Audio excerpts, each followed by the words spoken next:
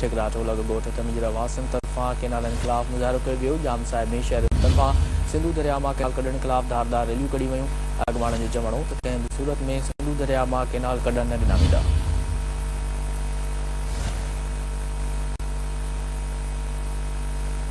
अवांखे आगाह कंदा हलूं त सिंधु दरिया मां केनाल कढण ख़िलाफ़ धरती धणी ईद ॾियारे बि सरापा एहतजाज बणियल आहिनि।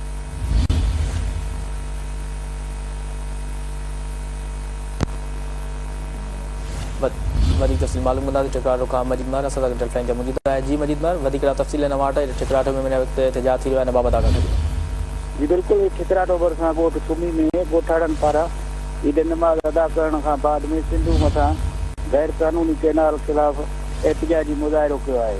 सवें ॻोठाड़नि मासूम ॿारनि समेत ईदगाह ॿाहिरां एहतजाज करे गैर क़ानूनी केनालनि ख़िलाफ़ शदीद नारेबाज़ी कई आहे।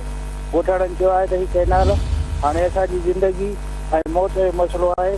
हिते लखे एकड़ ज़मीन बंजर थियणु न ॾींदासीं ऐं हिननि वधीक चयो त जॾहिं हुकुमराननि पंहिंजा ग़लति फ़ैसिला वापसि न वरिता त आवाम रोडनि ते हूंदी। जी ठीकु आहे मजीद महर, तफ़सील जे लाइ वॾी महिरबानी। जी नाज़रीन, असांजो नुमाइंदो मजीद महर असां सां टेलीफोन ते मौजूदु हो। ठिकराठो जे हवाले सां असांखे अपडेट करे रहियो त ठिकराठो लॻ ॻोठ तमीज़ वासन तरफ़ां केनालनि ख़िलाफ़ मुज़ाहिरो कयो वियो।